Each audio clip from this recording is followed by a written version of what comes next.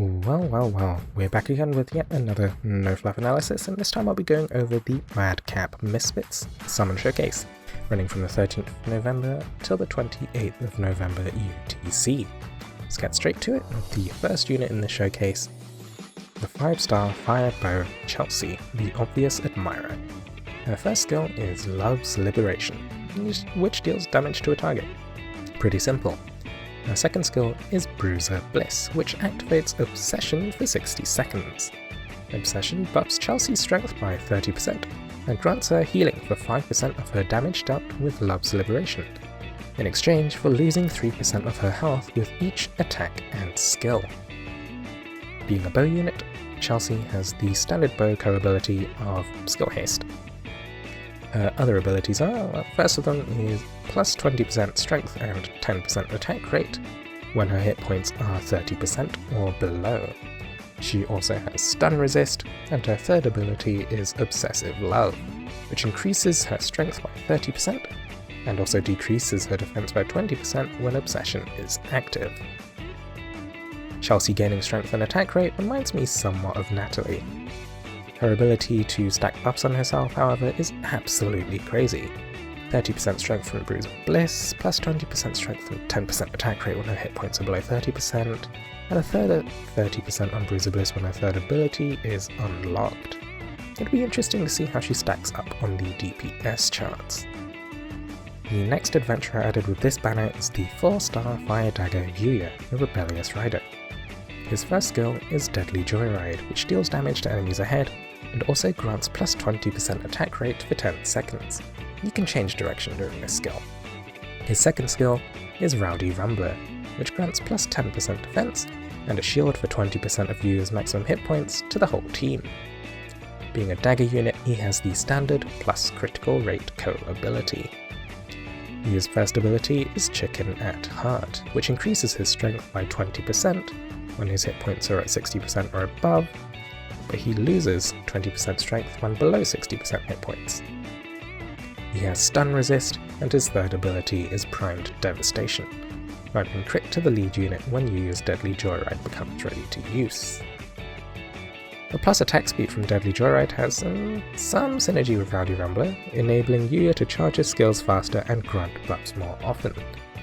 While it doesn't seem like Yuya will be a damage powerhouse by himself, I could see his skill set being useful in higher difficulty raids, triggering healing double buffs and increasing their defense.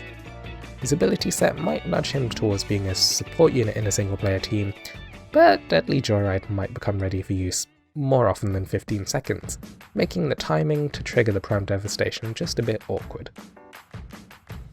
And then the 5-star Dragon added with this showcase, we have the 5-star Fire Dragon Kagatsuchi, the Incandescent General. His ability grants fire units plus 45% and then 15% primed strength. His skill is Coruscating Flames, dealing damage to nearby enemies and inflicting burn. He's a flame version of Hester. My analysis remains largely the same. Not quite as good for selfish DPS as the pure strength dragons, but possibly viable to put on a support AR unit that has low personal DPS. My first thought is Emma. Wow, well, as always, while not part of the showcase, we go over the Wyrmprints added with the patch. The 5-star print added alongside the showcase is Dear Diary, granting bow units plus 14% critical rate and resilient offense, which is plus 10% strength for the remainder of the quest every time the user's hit points drop below 30%, stacking up to 3 times per quest. It seems fairly specific towards Chelsea's kit, but I could see it being useful for bow units in high dragon trials to benefit from instances of unavoidable damage, which you are then soon healed up after by, hopefully, your healer.